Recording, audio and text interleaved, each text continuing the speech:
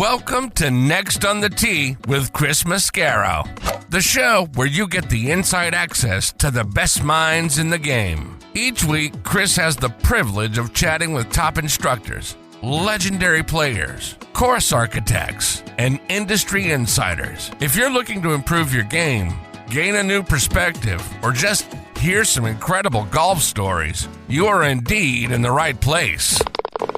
You see, Chris, let me tell you something. I haven't spoken to a press man in my life that is knowledgeable, seriously, as you are. Never. You do such a great job. It kind of makes me feel good all of a sudden. You do so much for the game. You're so kind to all of us that are out there in the game. You know, we need more people like you in the game of golf. Thank you for pressing play. Now, grab your clubs, step up to the tee, and let's get started. This is Next on the Tee. Hi, folks, and welcome into this week's edition of Next on the Tee, where golf legends live and your game gets better. I'm your host, Chris Mascaro, and this week I've got three great friends, all experts in their respective areas, back to enlighten us and get us down to the heart of the matter. Who am I talking about and what am I talking about? Well, our resident director of instruction, Tom Patri, is back. This time around, TP is really fired up, and it's all around basic human decency. We know that every player-coach relationship doesn't work out. Maybe a player eventually needs another voice after being with a coach for a long stretch of time. It happens. But there's a way to exit any relationship, really. You should come in with class and go out with class. You don't do it with a 1 or 2 line text message, especially not after said coach helped you out in a time of financial hardship, did the coaching at a reduced rate for you, opened up his house to you. So we get into all of those things. We talk about player-coach relationships and the unfortunate ways some players handle that exit in this Twitter, X, Instagram, text message world we live in nowadays. We talk about that and then get into the world of the player-caddy relationship and guys like Collin Morikawa being onto his 5th caddy of this season, folks. At what point does a player need to stop blaming everything and everyone around him? It's not the clubs, it's not the golf ball, it's probably not the coach or the caddy either. Sometimes we all got to just look in the mirror and what's coming back at us, looking back at us, there's your problem right there. Fix that piece, own it, be accountable. So TP and I get into all of that, and we'll do it in just a minute. Following him, the confidence doctor, Dr. Bob Winters, is back. Dr. Bob jumps into some of that very same conversation, weighs in on all of that. Plus, we hear about one of his students, Rianne Malixi. She had a strong showing at the U.S. Women's Amateur a couple of weeks ago. Had to share the lead after the first round, so you'll hear about that. Plus, as Doc does every month, he drops some pearls of wisdom on us. Here are a couple that you're going to want to write down and take away from this upcoming segment. It's hard to keep someone hungry when the refrigerator is always full. Love that. And he also shares what the play acronym stands for when he shares it with his players. So you'll get a couple of pearls from Doc as well. Then in part 2, I'm joined by Briston Peterson. Briston is fantastic, folks. He is the founder of On Point Golf, the best ball marker in the game. If you don't think a 3D ball marker can make a difference in your ability to make putts, well, Briston and Science are here to tell you you might want to change that thought process. I wasn't sure about the accuracy in that statement, but guess what? Fellow Yinzer Jim Furyk checked it out and immediately not only put it into play, but really bought into it and shared it with some of his friends out there on the Champions Tour who also put it in play. Charlie Hull has started using it out on the LPGA Tour. When I started using it, I figured it out. You know what? There's something to this thing. Putt started to get more online and started to drop. So, folks, here's what I hope you'll do. Check out this segment, hear what Briston has to say, hear all the things that it's beneficial for your game of golf and how other people have used it and realized more putts going in the hole. And then do me a favor. Go on to nextonthetee.net, go on the Contact Us form, and send me a note, or go on to social media and at me at CT Mascaro. And while my supplies last, I'll send you one. And then tell me what you think. Put it in play, and then follow up with me and say, hey, Chris, here's what I felt like it did for me or didn't do for me. I'm interested in your honest feedback. Let me know what you think, and we'll go from there. All right? Again, you can go on to nextonthetee.net, use the Contact Us page, send me a note, say, hey, Chris, I'd like to give it a try. Here's my mailing address. I'll send one out to you. Or you go on to social media, Instagram or X. You can find me at CT Mascaro. And like I say, while supplies last, I'll send it out to you. Let me know what you think. So, folks, the upcoming episode is amazingly fun. It's really informative. I can't thank you enough for pressing play and being a part of it. You guys are absolutely the best supporters in the history of podcasts. Sit back, relax. Thank you for taking the journey with me over the next couple of hours. Okay, but before we get into this week's show, I want to start off by giving a shout out to our good friends over at the Pittsburgh Tribune-Review. TribLive.com is the leading news website for Western Pennsylvania with news around the clock. Pittsburgh pro sports coverage, a high school sports network, a podcast network, which you can find Next on the Tee on. So go out and bookmark TribLive.com or download the Trip Live app for free and stay up to date with all the news in Western Pennsylvania and this show.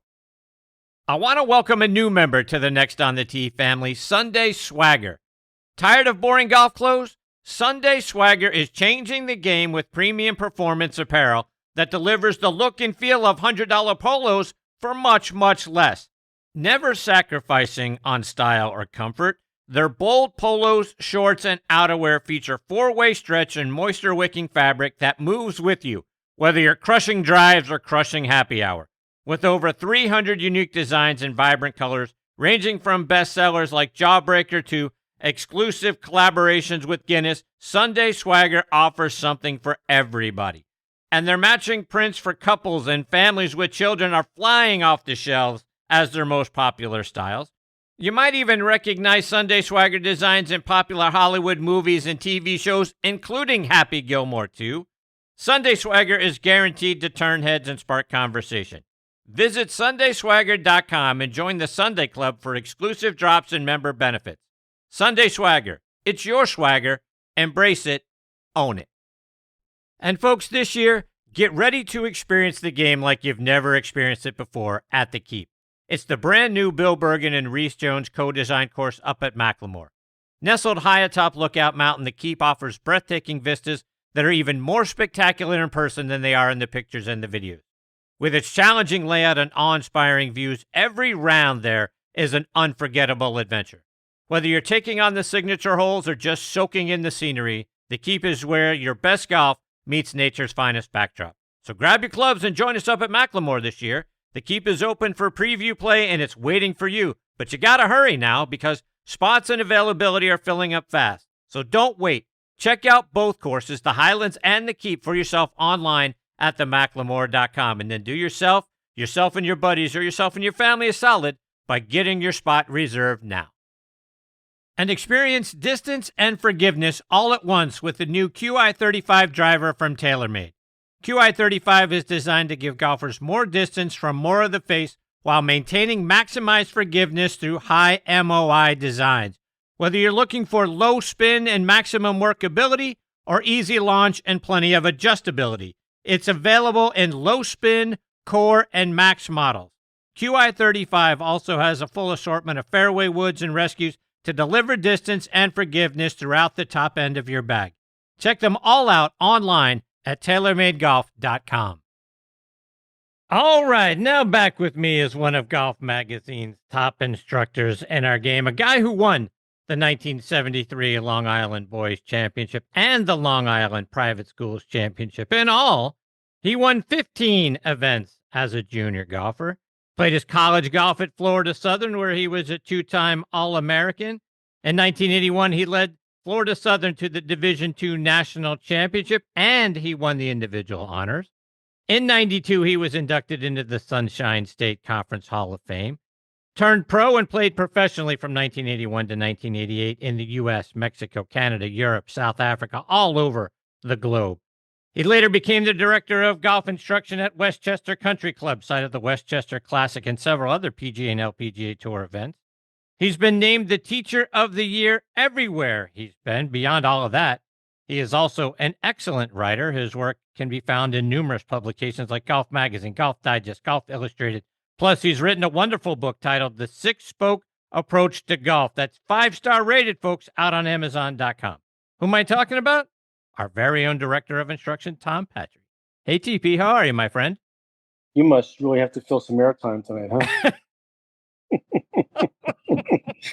you must have to be short on guest nights. This is going to be a longer segment, huh? I had an extra, minute and 15 seconds to fill. Yeah. A couple of minor corrections there. 17 events, not 15. Okay. Look at big. you. That junior resume is a big deal. That's of course it is. It's like majors. Come on. Indeed. Yeah, My bad. I stand corrected. Let me help you with that. All right. So we were communicating earlier, and I know you're all fired up tonight. Something's really got you going. We didn't want to talk about what it was. We wanted to save it for the show. So what's got you going? So, Chris, there are things in your career as a teacher and a coach that excite you, that make you happy for people, that, you see a student have success and that fires you up because that's what you want to have happen for and I'm talking right now, junior and college players, basically. And then there are people that really disappoint you with the way they behave and do things. And I had a phone call earlier today, and I promised I wouldn't use his name, but let's just say it's a very prominent teacher out west who's a good friend of mine and who your audience would definitely recognize. Considerably younger than me, but very, very talented. Had a lot of success, and he's coached a lot of great young players. And he called me for, I don't know if he was so much venting or asking for advice or a combination of both, but he basically, what he said to me was he had this junior that came to him quite young, and the family didn't have much money, and he saw a lot of promise in the kid, so he took him on kind of a scholarship. And I've done the same thing with kids in my career whose family couldn't really afford a lot of instruction, but I felt like the kid had promise. I've done the same exact thing. And he brought this kid along. Kid won some really big tournaments, couple AJJ events, went on to play some college golf successfully. And about the third year of his college career, the kid sends him a text message and basically says in 3 lines or less, "Hey, coach, I'm going to go in a different direction. Thanks for all your help. Bye." Ooh. Yeah. And, I'm listening to him tell the story, and that's happened to me 2 or 3 times in my career. And recently, within the last 3 years, with a kid who I took on when he was 7, and for a while was on scholarship, and then for a while his parents insisted that they pay something, but I knew they couldn't afford it, so I did it at a very, very, very reduced amount of money. Had the kid in the house when he come down, travel down from up north. I won't say where because I would give it away. I'm not trying to call anybody out. Kid had a lot of successes, won a bunch of tournaments. Was time to go to college, and I got the same kind of text, like a 3-line text that said, thanks for everything. Bye. No explanation. I'm moving on. So we chatted. This fellow out west and I chatted, and I guess the rant tonight is more to parents of junior golfers, to junior golfers themselves, to other teachers out there that have gone through the same thing. You can't control what you can't control. But to the parents of junior golfers out there, when somebody comes along and helps your child and overextends themselves and goes above and beyond, which this fellow that called me today definitely did, and I feel like I did with some juniors. And this has happened to me, Chris, probably, I would say 3 or 4 times in my career with different kids, both male and female. And, Will you get the email that says their text message, "Thanks, bye, coach"? Yeah. Oh, yeah. Absolutely. Out of nowhere, no reason. Yeah. And hey, it's been great. The kid I'm thinking about right now on my side was very similar. Probably was with me from age 7 to age 17 or 18. And both Denise and I extended ourselves as far as opening the home and, as a matter of fact, helping him with equipment that he couldn't afford. Really? And a lot of equipment, by the way. Wow. And got this text message that said, "Gee, coach, thanks for everything. It's been a great run, but I've decided to go in a different direction. Have a nice day." Basically, kind of a 3 or 4 line text. So this fellow who called me today and I shared these stories, and I basically said to him, listen, you can't control that.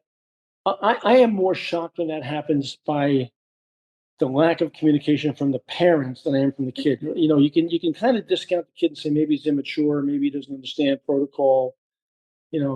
Although I think they do, but the parent of this kid, in my case, never reached out, and the parents of the kid, in my friend's case from out west, never reached out, and it just leaves such a bad taste in your mouth. And Denise always yells at me because I go back for more, and take on the next kid who can't afford it and try to do the same thing all over again. And as a matter of fact, one of the things I said to this guy this morning was, I have a college player right now who I've had for his entire high school career, and he's about to be a junior in college, so 7 years. And we've had a lot of success together. And I have a feeling that he's getting ready to bail. And don't ask me why. I just have a gut feeling the communication has slowed down. The text messages have slowed down. You kind of get used to the signs, if you will. And again, have overextended myself for this kid. And I guess the message of the rant is, parents of junior golfers and junior golfers just have a little bit more class than that. Right. It just leaves a really bad taste in your mouth. And this buddy of mine out west I guess it's the first time it's happened to him. And the kid is very successful, and he's been only with this one coach this whole time, this friend of mine this whole time. And this guy is definitely overextending himself for this kid, and the kid is just jump ship with very little explanation. And I guess one of the closing questions to me was, when this happens to you, if they come circling back a year from now, realizing they make a mistake, do you take them back in? And my answer is no, I don't. And the reason I don't is the first time it happened to me, the person did circle back to me, and it was a female. And then she burned me a second time. Oh. Yeah, there you go. So Fool me once. yeah, exactly. So now it sounds like it's a little cold, but now when they circle back, I tell them to have a nice day and wish them the best of luck and move on. So my rant is over. I said my piece, and now let's talk about something else. No. We can't just move on just like that, because that's just not right. I mean, there are things. I mean, to your point. I mean, if it's a young junior, maybe I give them some slack. I don't know. At what line you would age you would cut that off and say, hey, once they reach 15 or whatever. But yeah, maybe you can give the kid some slack because he or she has not had experience with this kind of thing. And, what do you say and how do you say it? And I don't want to hurt someone's feelings. So it's just short and sweet. But for the parents, for a child who has come to you for years, stayed at your house, you've given them or set them up with clubs and things of that nature. I mean, we all know right from wrong. We know what to do. I mean, at a minimum, if you've made a decision to go another direction, at least give somebody the courtesy of a phone call and a why. Chris, and on the other side of the equation, I've had college players and young professionals who decided to make a change come to me and sat down and said, I need to talk to you face to face. I feel like I need to hear a different voice. I feel like I need to have a different take on my golf game, my golf swing. And I didn't, I appreciate everything you've done for me. I don't want you to think I don't. Can I leave the door open if this doesn't work out? And they've had a very mature approach. And I said, listen, you're welcome back here anytime, because they did the right thing, and I've had that happen too. And I said, listen, the door's always open. Good, best of luck. If you need anything, just call me. If you want to bounce something off me, just call me, because they did it the right way. Yeah. But when they don't do it the right way, and especially the parents, at this point, it's game, set, match. Basically, we're done. Yeah. No, I mean, 100%. I mean, again, especially on the parents' end, you know right from wrong. You know how to do things. You know how to go out with class, if you will, and move on. Sometimes, coaches and students don't connect. There's all kinds of reasons why. Maybe you can no longer afford, thing, and you're not going to ask for, continuing to drop a price and that sort of thing. Look, there's a lot of things that can come up, but Right. go out the right way. No, I agree. I agree. So at the end of the day, we had a 45, 50-minute discussion, this fellow and I, from out west, who's, again, he's very talented, very, very talented. And he's probably 30 years my junior at least. And, he just wanted to have my take on it. So I gave my take. I gave my take on the right way to go out and what to do, and the wrong way to go out and what to do, how I handle it. And I said, you don't necessarily have to handle it the way I do, but that's what I do, if you're asking me. Yeah. When it's out the wrong way, the door is shut. When it's out the right way, the door is always open. Come on back. There you go. You end it with class, them not so much. Right. All right, so let's switch gears. Go ahead. But along these same lines, Tom, this week, the PGA Tour playoffs kick off in Memphis at the FedEx St. Jude Championship. Collin Morikawa will, of course, be there. But alongside him will be his 5th different caddy this season. Mark Urbanek, Tony Finau's former caddy, is going to be on the bag this time. Urbanek replaces Billy Foster, who was on the bag at the Scottish Open and the Open Championship with Collin. Many people are going to recall Billy Foster, right? We remember him on the bag for Matthew Fitzpatrick when he won his major, and he was there for a number of years alongside Fitzpatrick. But now Morikawa, if you look at him, he's had a couple runner-up finishes. Nothing bad about that, to have a couple of second-place finishes during the course of a season. Finished tied for 8th at the Rocket Mortgage Classic back in late June, but he missed the cut with Foster on the bag at the Scottish Open and the Open Championship. I know Collin's looking for answers. We know Collin has struggled this year. He struggled with the media this year and had some pointed comments about answering questions that he didn't feel like answering. But I don't know, TP. I kind of feel like Morikawa is looking for answers with his game and going through 5 different caddies. I think he might be looking in the wrong place. I don't know. What are your thoughts?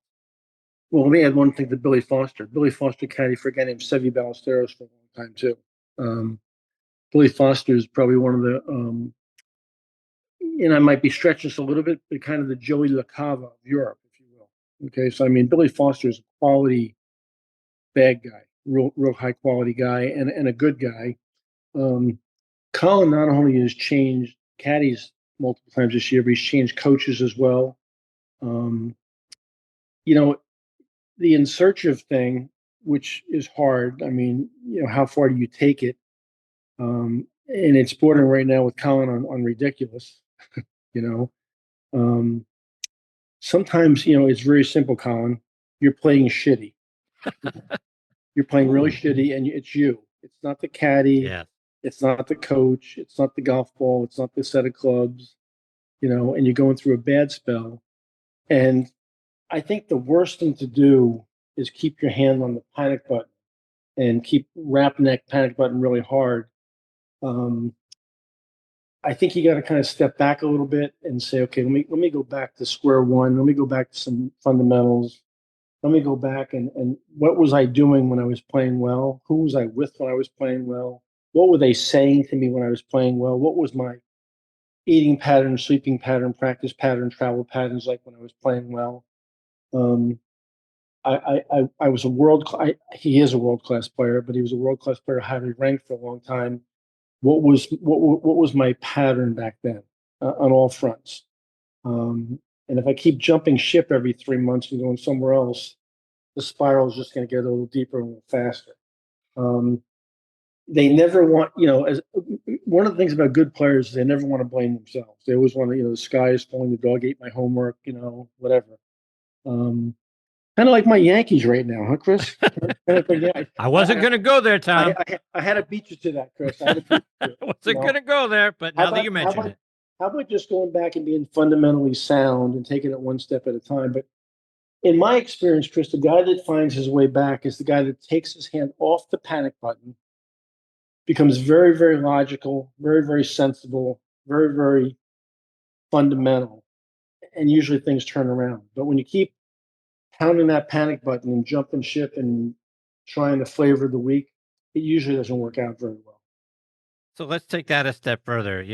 At what point does a player have to look in the mirror and say, it's the problem isn't everything else. The problem is me. Yeah. And I need to do, whether it's more work or whatever, right? Because eventually you got to hold yourself accountable, right? That's part of what we talk about on this show. We talk an awful lot about the mental part of the game, but you got to be accountable for your own game.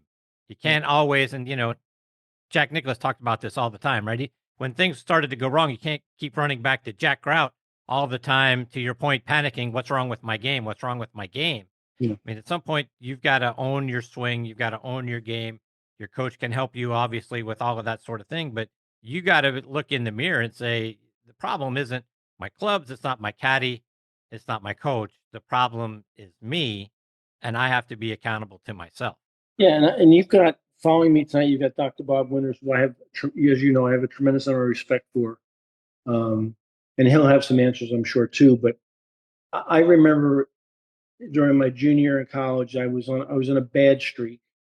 And we didn't have a sports psychologist back then. We had a college coach and some friends that could advise you, and maybe somebody you respected that was a PGA member.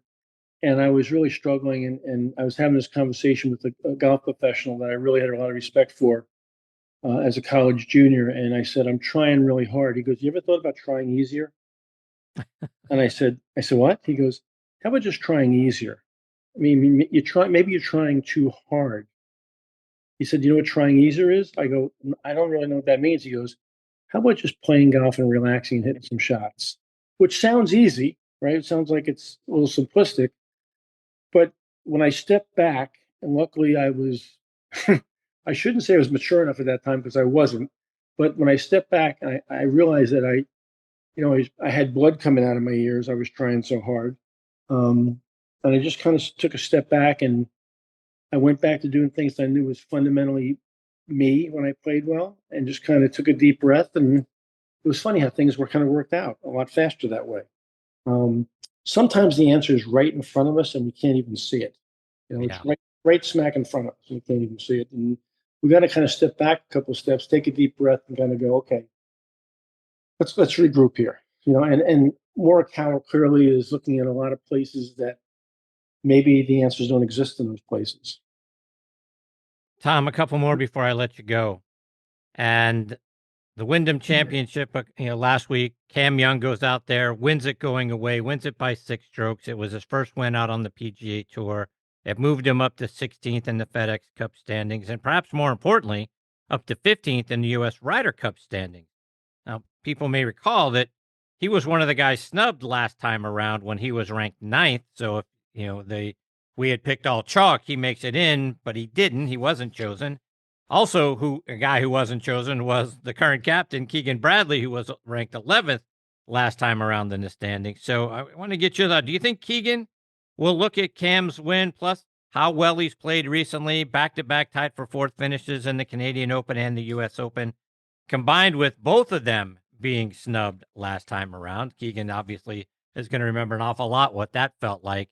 Could he reach outside the top 12 if Cam doesn't continue to ascend into the top 12? He's obviously got a couple of tournaments left. But if he were not to be amongst the top 12, can you see Keegan going out there and picking Cam to be one of his captain's picks? Let me back up just a little bit. First of all, kudos to Team Young. Cam Young's dad, David, and his mom, Barb, are good friends of mine. We spent time in the Mets section together. They're wonderful people, wonderful family. And I watched the last round on the last couple holes on TV in the first part of the tournament in the car, listening to it on the radio. And I couldn't be happy. Isn't it funny how you have, I think, 7 runner-ups and all of a sudden you win by 6? You just blow the field away. He was long overdue and has played some wonderful golf. He's a fine player. Another little bit of tidbit for you is, I don't know if you know this or not, Chris, he won the Met Amateur at a place called the New York State Open, the New York State Open as an amateur at a place called Bethpage Black. Is that right? Yeah. How about that little tidbit of information right there? Yeah, there you go. So as an amateur, while I was in college, he came home during the summer. New York State Open is a pretty good sized tournament. So I think it's $150,000 tournament. And he was playing as an amateur, qualified, and beat the whole professional field and won at Bethpage Black. And I'm sure Keegan is well aware of that. Can he go outside the top 12? Not only can he, but he should. This guy is peaking at the right time. His game's turned around the second half of the season. I wouldn't be surprised if he plays well in the fall.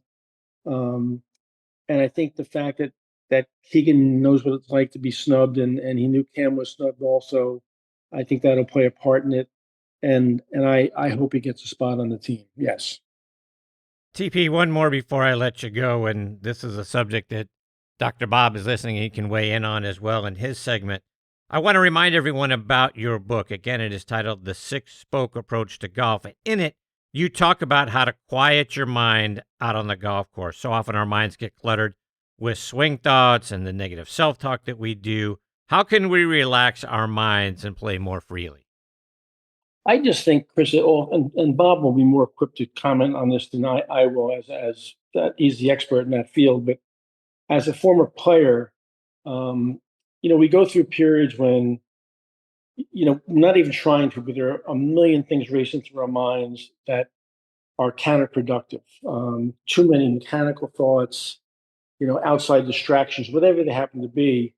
And then we go through these periods where it's almost a blank screen and you feel like you're on autopilot. Some people call it being in the zone. I don't think it's a zone at all. I just think it's a freedom. It's a very low inventory stage, I call it, where there's not a lot of inventory in your head, and you're kind of seeing a target, you're going through a process that you're comfortable with, you're hitting shots. It's funny when you get in that state when it's kind of a blank screen, if you will, and all you have is a process and a target. Man, for me, the game always got really easy when I got there, and I guess at 66, I'm a little bit more mature now, and I play more golf now, and at 66, at times better golf in some respects because I don't go out there with anything but a process and a target. And the more I can get into that blank screen state, the better I seem to play. I'd love to hear Bob's comments if he's listening right now on that, but I love the blank screen, and I love the process, and I love the target. I said to somebody the other day, I spent some time a while back with a guy named Raymond Floyd, and he was a pretty fair player, and had kind of a laid off, funky backswing. And I asked Raymond, I said, Raymond, did you ever really think about changing your backswing? And he kind of looked at me with that stare, which was scary, by the way, when he stared at you, like he got your attention. He goes, Tom, you don't hit it with your goddamn backswing, do you? I said, no, Raymond, you don't hit it with your backswing. He goes, I've never in my life even attempted to do anything with my backswing. I've always been a target side guy, which I thought was great advice. Indeed. Yeah. Tom, you've got a wonderful website, tompatri.com. Let our listeners know about all the great stuff they can find on your site and how they can follow you on social media as well. Well, as you know, I was hacked recently on Instagram. I'm trying to build that back up again. I went from 5,500 followers to none. To 5? Yeah, to 5. I'm back up to 150. But Chris, I'll tell you a funny story. An interesting thing about golf and the web of golf. And Doc Winters will speak to this too, and I know you can speak to it as well. So I posted something last week about being hacked and losing all those followers and everything. And about 15 minutes after I posted this, the phone rang, and it was a buddy of mine named Mark Anderson, who's a PGA professional in Virginia, but he's also a lobbyist in Washington, D.C. Oh. And he said to me, Tom, what happened? And I told him. He goes, do you know who one of the people I represent in my lobby? I go, no. He goes, Meta. I go, what? Wow. He represents Instagram and Facebook. He said, tell me what happened. Do you have any screenshots? I said, I do. He goes, send me all your screenshots, and I'll see if I can make contact with somebody for you. So all of a sudden, there's this little ray of hope. And he said, it might take a little while, but I'll get back to you. So fingers crossed, maybe that pops up again. But that's the web of golf, right? That's the network we all live in. When you're connected to the Chris Mascaros of the world, and the Bob Winters of the world, and the Raymond Floyds of the world, and the Freddie Couples of the world, and we can go on and on. We don't realize how lucky we are. I mean, the guys that you become friends with on the senior tour, and the Dr. Bob's web is huge as well, and then we all kind of integrate with each other and pass things around, and it's an incredible network of people and talents that we're really lucky to be part of this game, aren't we? No, 100%. Couldn't agree with that more. Yeah. Tell Bob I said hi. I will. I'm going to stay on and listen to that segment for a little while. Try not to embarrass yourselves. Try to be intelligent, both of you. Try to say something smart, both of you, and sound smart. Wow. See, now you got to go south. And I left the Yankees alone. And this is how you got to go out. They stink. Oh my God. Fuck you, bro. Bye-bye. All right. See you. That is a great Tom Patri, folks. Again, tompatri.com is where you can find him online. At @tpatrigolf is where you can find him on Instagram nowadays. And like we always say, make sure you go out to YouTube and subscribe to that YouTube channel. 350 plus free video lessons waiting for you right there for free. You can't find that anywhere else from anyone else. Tom Patri's the best. I love that guy. We'll get back together with him again here, pardon me, in a couple of weeks. Coming up next, we're going to get our regular monthly visit from the confidence doctor, Dr. Bob Winters.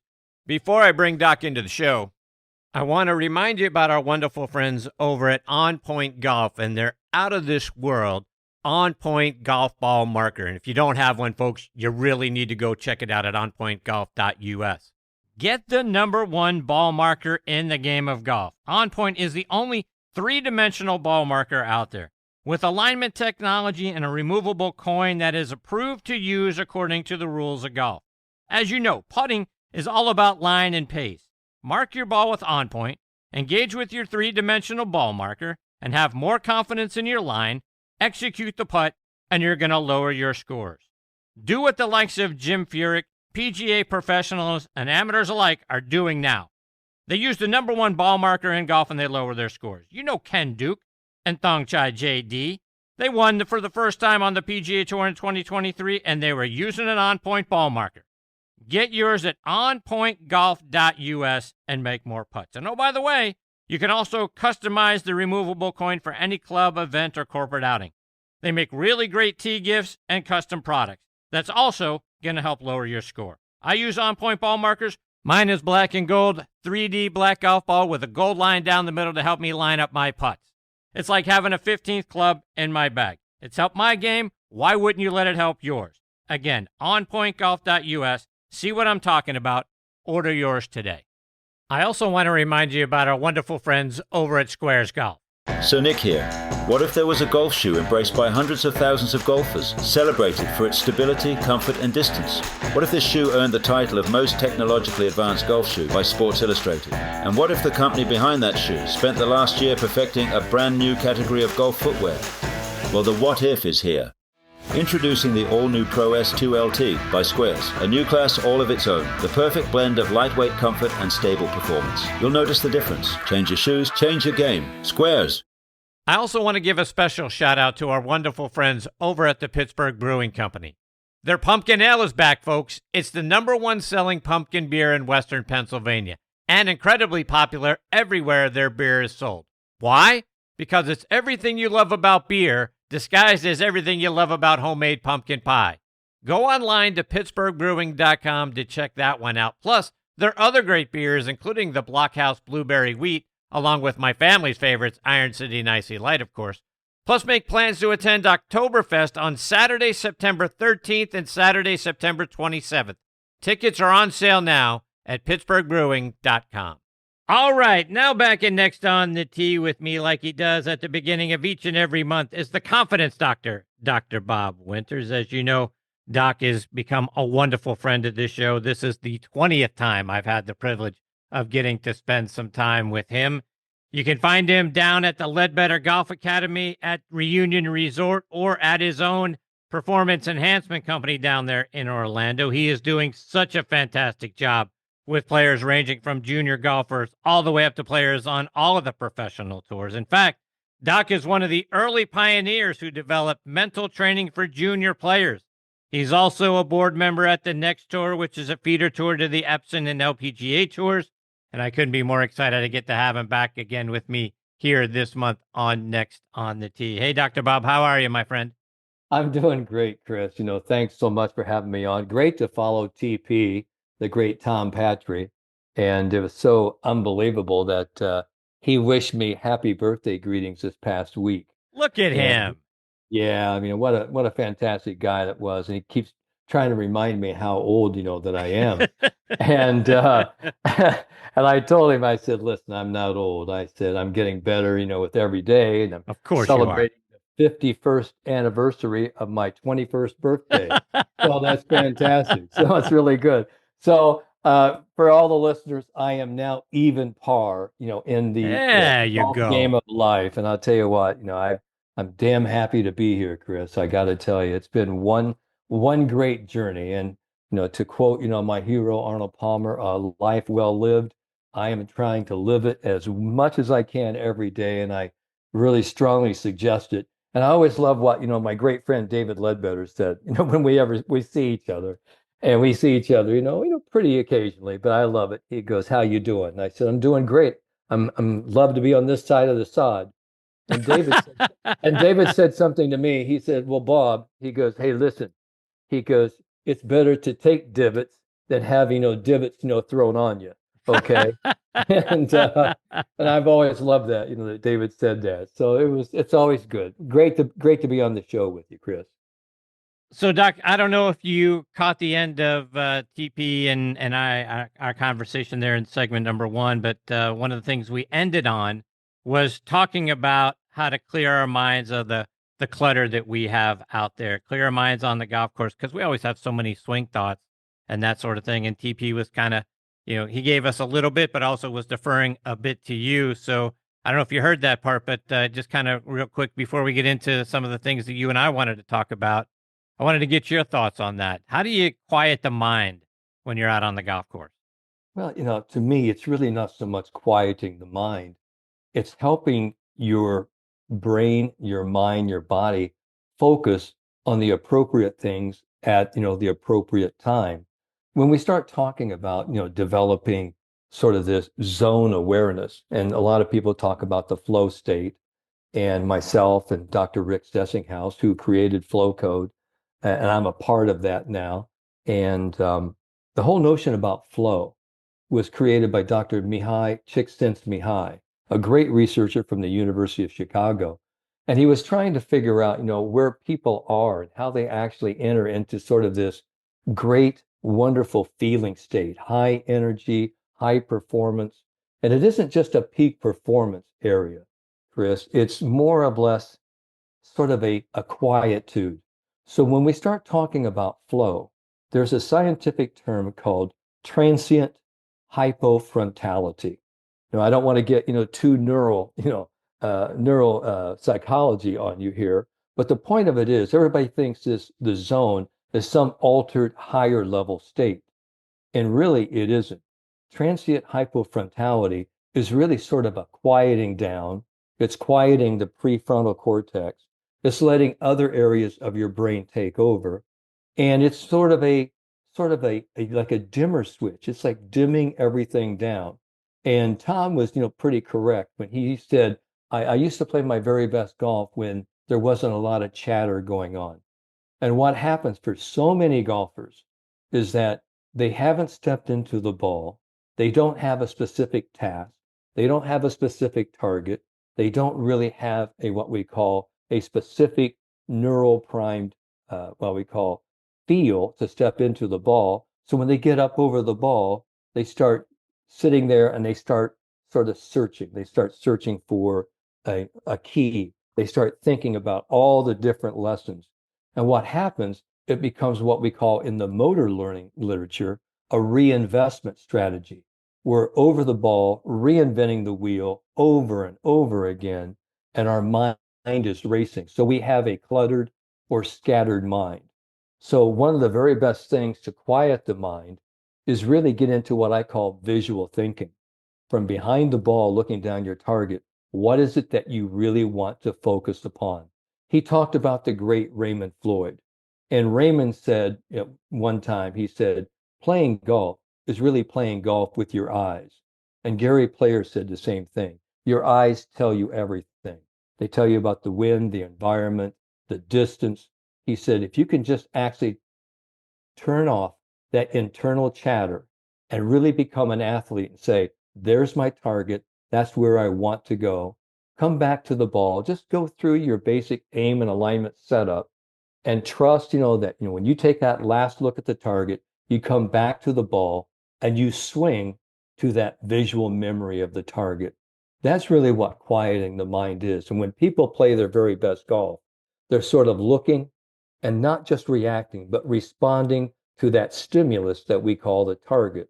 That's why we want to use our eyes to actually fall in love with the target, because if you see the target, when you come back to the ball, you're not really looking at the target anymore, but you have to have that visual memory of the target really emblazoned upon your visual cortex. So you can say, this is right where I want to go. So that's how you do it.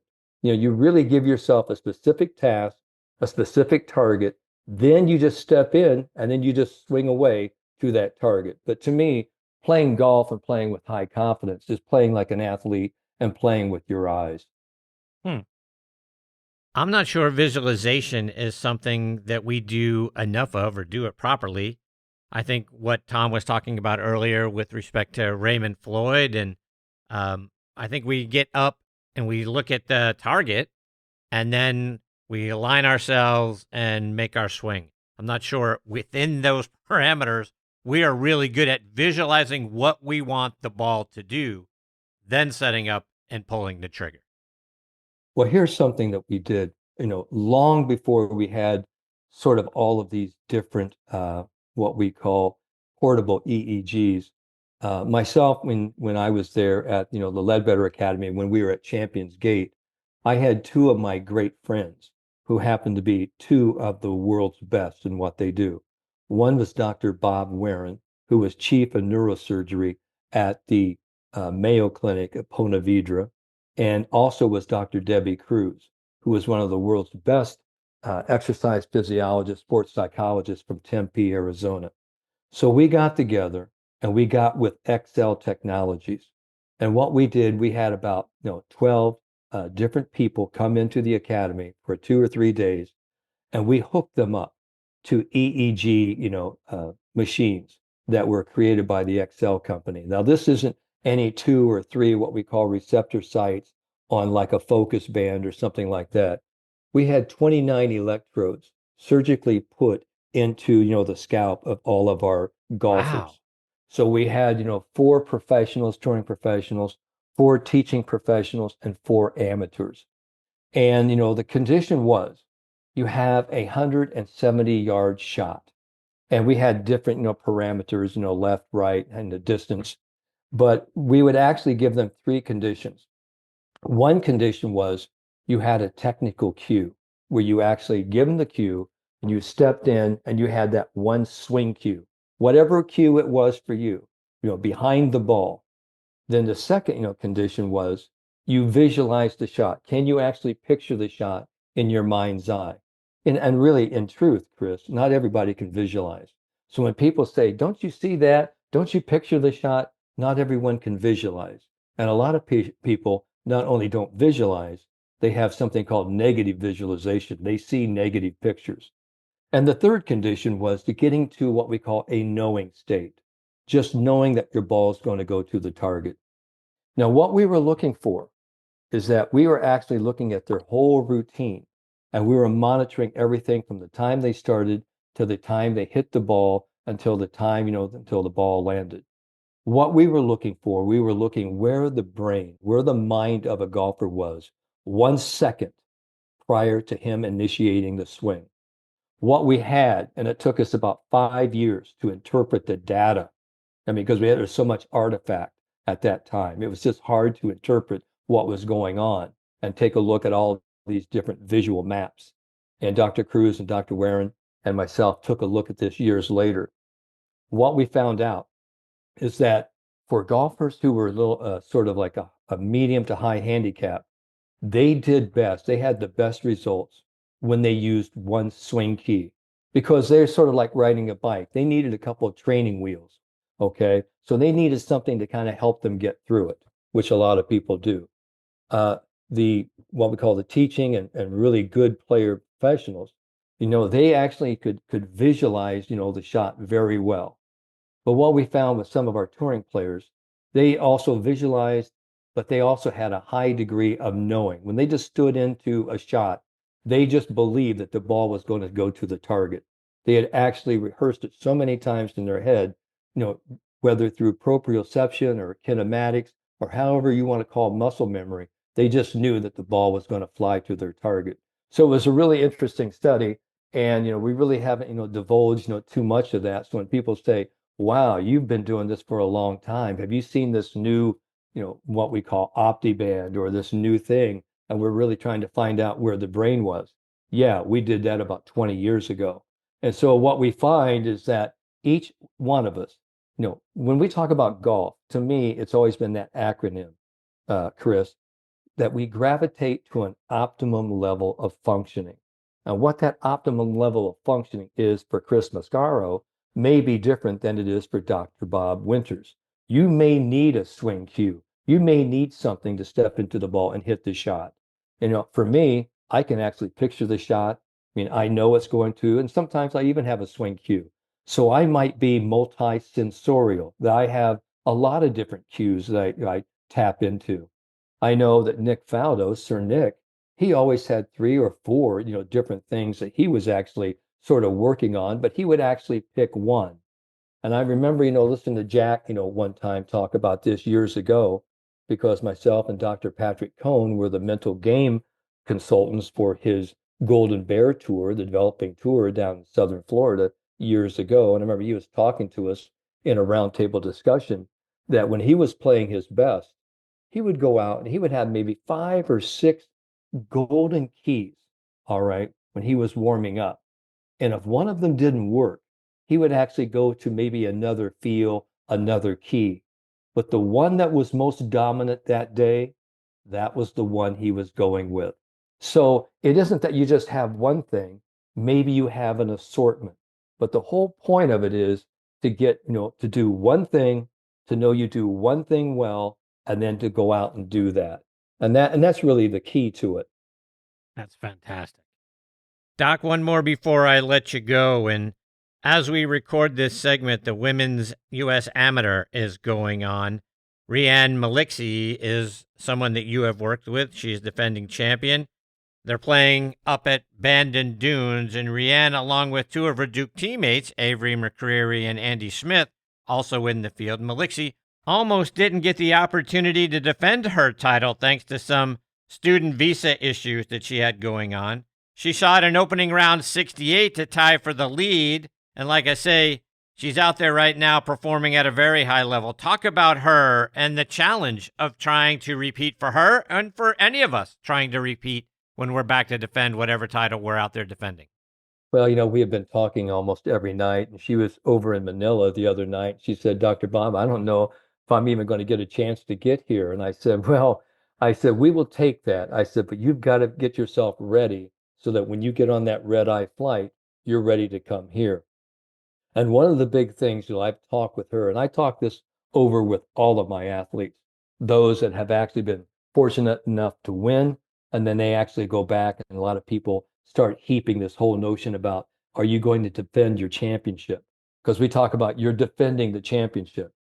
And I told her, I said, no one is going to take your title of U.S. Women's Amateur Champ 2024 away from you. Nor are they going to take away her other title she won last year, the USGA Junior Amateur Champion. She was the only person, in history, the second person to have won both titles in 1 year. So now she goes back and she's now here playing the U.S. Women's Am. She's actually vying for medalist honors. She's like 8 under now with, a couple of other players to get medalist honors. And I said, the one thing we want to do here, Rianne, let's give up the defense. Let's quit trying to defend this championship, because the moment you put the tee in the ground, yesterday, that is, you gave up, defending. Now we are on the offense. We are going out to procure and to contend and win another championship. And I think that's the whole point, because I'll tell you what, a person can say, I've won. I feel pretty satisfied. I'm trying to keep, a player like Rianne hungry. And the one thing I'm always telling people, and I heard it a long time ago, it's hard to make somebody hungry when the refrigerator is always full. And what Rianne, Wow, I love that. yeah, and what Rianne is on now, she is on a personal mission to actually be a great ambassador, for the country of the Philippines, to really bring junior golf awareness and professional golf awareness to the Philippines. And I was fortunate enough, a few months ago to be part of uh, her big story, of Rianne helping all these juniors and their parents. And I'm talking about the mental game and bringing mental game awareness, the importance of mental and emotional fitness, and the importance of just enjoying the game, playing the game. Because playing the game, when we start talking about play, and I just heard, I had a client today said, it's just not fun anymore. It just feels like work. And so I'm always saying that, and I'm big on the acronyms, as you know, Chris. Play means to perform like a youngster. When you see young people play, whatever sport it is, golf, soccer, football, baseball, whatever it is, okay, tiddlywinks, I don't care what it is. They play with zeal. They play with creativity. They play with a lightheartedness. They play with freedom. And that's really what happens. I think what happens, we get a little good in this game and we say, you know what? If I can get serious about this game and really work hard, I could get even better. And what happens, we work ourselves into a frenzy. And what happens, we get a lot worse. So I'm always saying, hey, listen, let's go out, let's have a blast. And I said, really, the whole point about golf is you've got to master the fundamentals.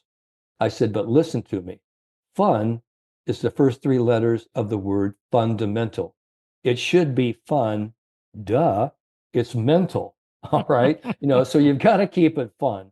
And part of the fun is just understanding that golf is one hell of a tough game. It's an unfair game. And it was never meant to be fair. But the challenge is, can I actually pool my talents and see how well I can play today? That's really what we're trying to do. So for me, it's not about winning, the outcome or winning the championship. It's about putting in a winning effort every day into seeing, how good will I allow myself, today? Will I give myself that emotional permission to be big today and to play great? That's really the message I'm giving to all my people. So I hope, Rianne stays hungry. I hope, I've got some other players in the field from Hong Kong, Ariane Lau. Ariana is a great player, going to play at Northwestern this year. Rianne's going to be playing for Duke. Boy, I mean, we've got some fantastic players in this U.S. Women's Amateur. I mean, Asterisk Tally, who Yes. she's right there, right on Rianne's heels. Obviously, she was runner up to Rianne both times, last year as well. So she's looking, for a little revenge. She wants 2025 to be the Tally year, and she just won, I think, up at Purdue last week, for the PGA Junior Girls. So she's on a roll. So we've got some great talent, some great junior talent that's going to flood not only, the PGA, Corn Ferry Tours, but the LPGA Tours. And so it's just a great time. Like, TP said, all of these great people over the years, to have a chance, to be with them and to help them grow. It's just been fantastic. And by the way, if I have any, problems with Instagram or anything with Facebook or anything, I'm going to start calling some of TP's people because that guy Right? is really, he's really connected. He's telling me I've got, the guy who's, running Meta and all this stuff. I'm going, come on, TP, give me a break, pal. I hope he listens to this. I really do. I really do. But it's just fantastic what the game of golf, because you can go into any cocktail party or any situation and you may not know anyone at all, but when somebody finds out, hey, you play this golf course, or do you know this person, or what do you think about this golf club? You have instant conversation, and before That's right. long, you have new friends. That's right. Doc, before I let you go, remind our listeners again how they can go out, get copies of your books, follow you online and on social media as well. They can follow me at Dr. Robert Winters or Dr. Bob Winters. They can find me at, my website, theconfidencedoctor.com. They can, find all of my books on amazon.com, or they can even Google my name, Dr. Bob Winters. And I'm always excited, always, trying to, help new people who are actually trying, to become as great as they want to be. And Chris, again, thanks so much. It's our 20th time that I've been on your show, right? Indeed. I'll tell you what, I can't wait for our 21st time, pal. Me too. Doc, you're awesome, my friend. I can't thank you enough for coming back and being a part of this month's show. I look forward to catching up with you again in September. In between now and then, all the best to you and your lovely wife. All right, buddy. Hope all your putts find the bottom of the cup. There you go. Take care, Doc. Thanks, Chris. Bye-bye. That is the great Dr. Bob Winters. Again, you can find him online at theconfidencedoctor.com or at Dr. Bob Winters. I always, like I say, always jot down some nuggets because Bob always gives those to us. It's hard to keep someone hungry when the refrigerator is always full. Love that.